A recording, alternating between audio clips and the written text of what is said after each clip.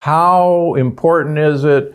How impactful is it on our mental health and also on preventing dementia and memory loss?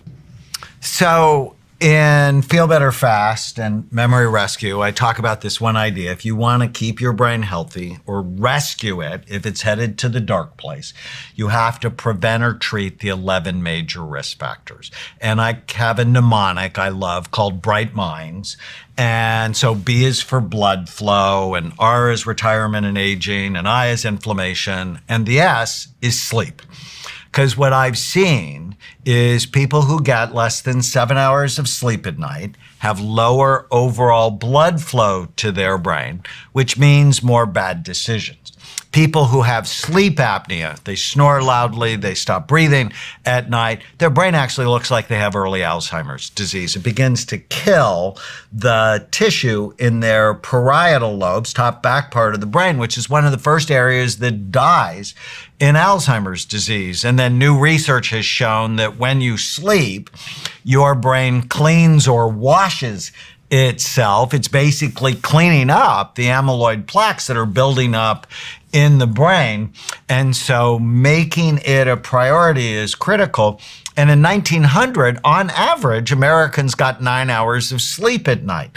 Now they got 6.5 hours of sleep at night. You can't go through that kind of radical change in such a short period of evolutionary history and it not have a negative impact on our well-being.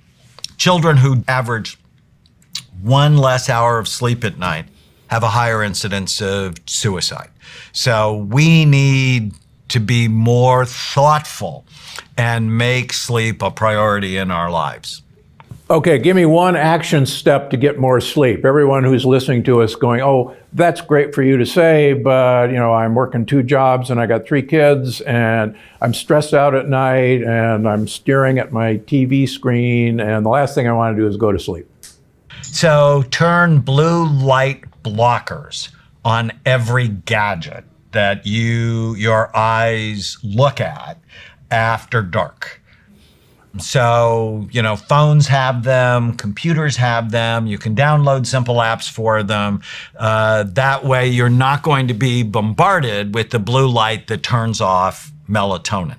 Also, don't eat 2 hours before you go to bed, because people who eat right before they go to bed have a higher incidence of heart attack and strokes because their blood pressure doesn't dip right before they go to sleep. So they're called non-dippers, and they have a higher incidence of heart attack and stroke. And why I love talking to a cardiothoracic surgeon? Many years ago, I realized, because SPECT is a blood flow study. It looks at blood flow and activity. And the number 1 brain imaging predictor of Alzheimer's disease is low blood flow to your brain. So whatever is good for your heart is good for your brain. And whatever is bad for your heart is bad for your brain. So taking care of your blood vessels is actually one of the most important things you can do for your brain. No, that's very true. We have techniques to measure blood vessel flexibility in our clinic, and it's fascinating. There's a saying in longevity that you are only as young as your blood vessels are flexible, and that has to do with the brain as well. But we've found and published that certain substances, high polyphenol substances, like grapeseed extract, like coffee, like extra dark chocolate, and olive oil has polyphenols that absolutely make your blood vessels more flexible. And when we add this to people's diets, their blood vessels get flexible. And then we took them out of people's diets and we could actually prove that their blood vessels got stiff again. So yeah, you gotta have blood flow to your heart and you gotta have the same thing to your brain. You're absolutely right. What are people eating that's unhealthy for their brain? And give me one action step to stop that habit and start a better habit for their brain. So I love this idea. I mean, you and I agree. on the foods, right? Anything that's pro-inflammatory. So Tana and I wrote a book called The Brain Warrior's Way. And in it, we talk about the weapons of mass destruction, which are highly processed, pesticide sprayed, high glycemic, low fiber, food-like substances stored in plastic containers. With 70% of us overweight or obese, 50% of us are diabetic or pre-diabetic. This is the biggest brain drain in the history of the United States. I published 2 studies that show as your weight goes up, the actual physical size and function of your brain goes down, which should scare the fat off anyone. So the one little tiny habit is when you go to eat something, ask yourself, do I love something that loves me back? So I don't know how many of your listeners have been in bad relationships. I have been in bad relationships in the past where I loved people that didn't love me back or weren't good for me. And I'm not doing that anymore. You know, I have a wonderful woman that I adore, and I'm damn sure not doing it with food that I have total control over. So when you're looking at that brownie or the donut or the cupcake, it's like that is pro-inflammatory, it's addictive, it increases erratic brain cell firing. It doesn't love you back. So you might love it, but it doesn't love you back. The only things I eat are things that serve my health rather than steal from my health. So you got to get your mind right about this. It's not, oh, I don't miss the Rocky Road ice cream. I actually see it as a weapon of mass destruction. So you know you're getting well when you find, and we're all creatures of habit. You know, what are the 20 foods you typically eat? I mean, people, it's like 15 or 20 foods. That's it.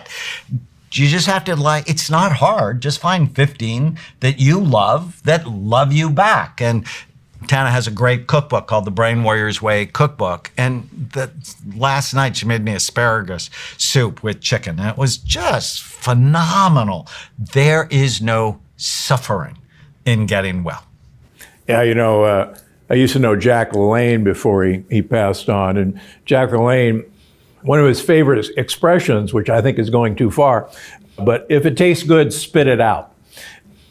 Yeah, no, that's not right, because you can train your taste buds. I mean, I love everything that I eat. I mean, you know, my snack is a cup of frozen blueberries, and I love that. So talk about polyphenols, they're just loaded with it. And so you just have to find things you love that love you back. As you know, I'm fascinated with the microbiome, both in our gut and the oral microbiome. Tell us, the research is evolving very, very rapidly about the gut-brain connection and even the microbiome connection. Thoughts on that? What have you learned that's changed your practice in the last few years with the Human Microbiome Project and the brain? You know, we talked about whatever's good for your heart is good for your brain. Well, whatever is good for your microbiome is good for your brain as well. There's actually a direct connection between the brain and the gut through the vagal nerve. And when you keep the gut bugs healthy, you're happier. You're actually less anxious. You feel less stress.